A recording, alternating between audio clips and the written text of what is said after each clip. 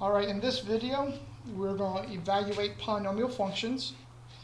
So all these functions will be polynomial functions, so we don't have to apply this test as of right now.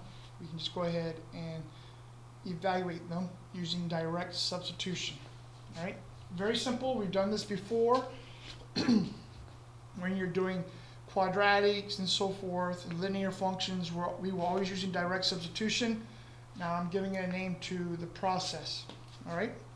In other words, I want to know what this whole polynomial is going to equal to if x is equal to 3.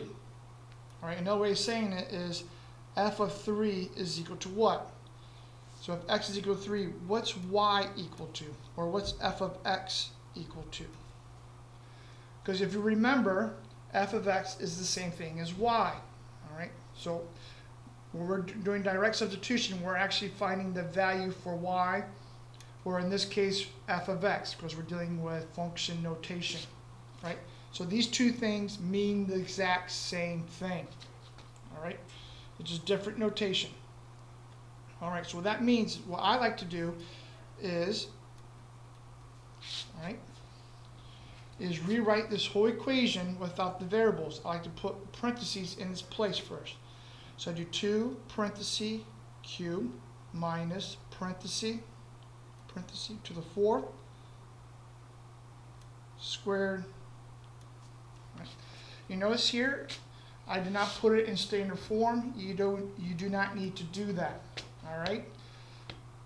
Right now we're just doing direct. We want to know what the value is of this polynomial when x is equal to 3. So therefore, putting in standard form, listing all that stuff is not that important as of right now. All right, so in these blanks, in these parentheses, that's what the 3 is going to go.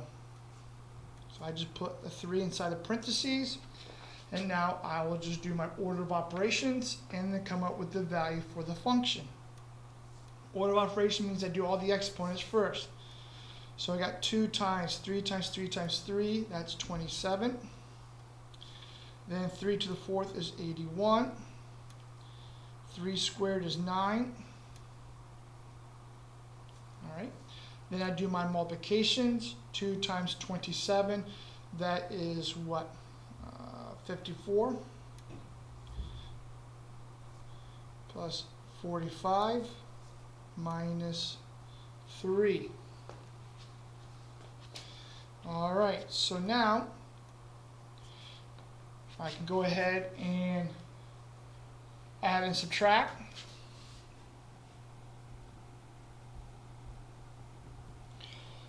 Alright, sorry about that. So add and subtract, so 54 minus 81, so that is a negative, what? 54 would be,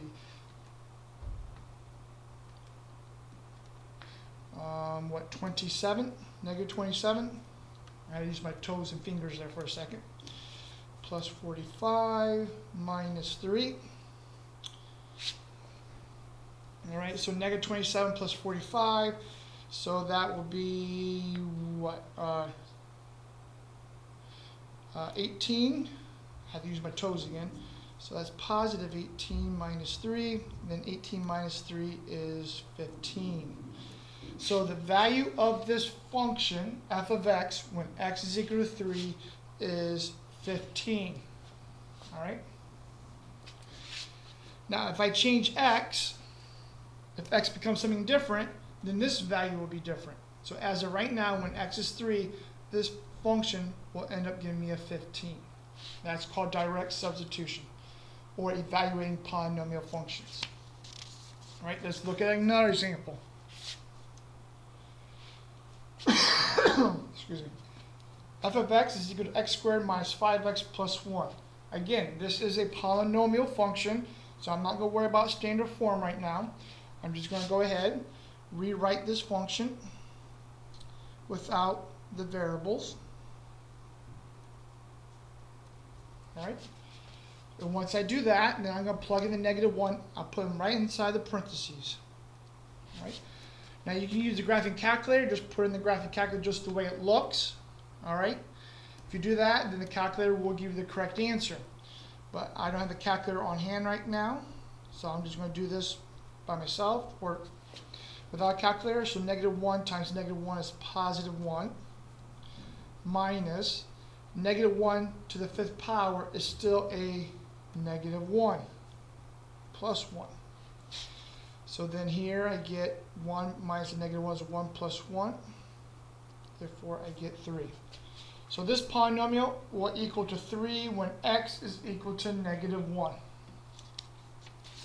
And for our last example, we are going to evaluate this function when x is equal to negative 2. Alright, so I'd like to rewrite all this without the variables. So it'll be minus 4 parentheses cubed plus 6 parentheses squared minus parentheses. Alright, so when I have all that done, then I'm just going to put negative 2 inside the parentheses. And again, now you can use the graphing calculator, just put it in the way just like it looks, or you can just go ahead and do it by hand, doesn't matter. So I got a negative out front. So negative 2 to the 5th power, so that's what 2 times 2 is 4, times 2 is 8, times 2 is 16, times 2 is 32. So this right here gives me a negative 32 times this next, so it'll be a positive 32. So you just get 32. Here I get negative 2 times 2 times 2, that is negative 8. This gives me a negative 8 times a negative 4 gives me a positive 32. Alright, this right here is negative 2 squared is 4. 4 times 6 is 24. And then a positive 2. Alright, so this gives me negative 10. Alright, so here we go. Now I can just go ahead and add them, and I would get 32 plus 32 is 64. 3 o'clock activity buses should be arriving shortly. 64 plus 24 plus 2, so that'll be 6, 7, 8, 88. So it gives me 90. All right, so there's our third example. All right, now you should be good to do the bookwork.